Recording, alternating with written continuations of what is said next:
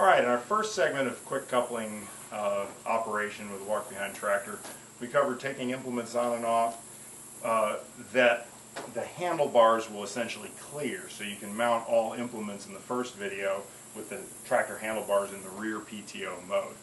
However, there are some implements that simply can't be mounted and dismounted that way because the tractor handlebars will not clear the top of the implement. For example, snow blowers, hay rake, hay baler, chipper shredder, fertilizer spreader, and so forth.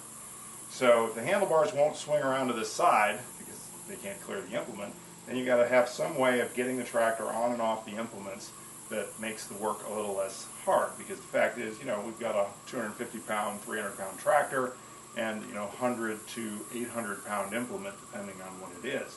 So you can't just lift them up and put them on there very easily. So one trick I learned years ago is if you've got an implement that needs to come off with the handlebars in the front PTO mode, which this one, by the way, doesn't, but we're pretending it does. Let's pretend this is a snowblower or something, or a chipper shredder, for example. So it has a big tall chute on it. I'm going to run it up against a post in the barn or tree, a wall of the shed or something like this. And I throw a strap around it.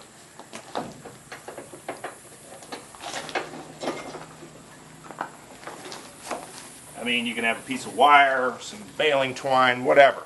But basically, you're going to run it up against that, throw a strap around it of some kind, and then simply using the up and down wiggle motion that we described in the last video to find the kind of sweet spot where the quick coupling is not bearing weight, roll the tractor back off of it, leave the implement there. The implement cannot follow you because it's tethered.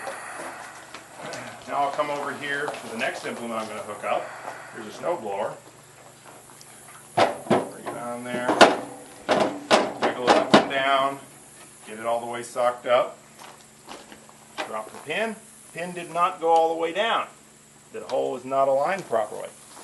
So I'm going to come over here and I'm going to just rotate the implement ever so slightly, and it clicked right down into place as soon as it found the hole. The pin is spring loaded, so as soon as it finds the hole, it's going to drop in. Now we're ready to go. So I'm going to take this back off. I raise the pin.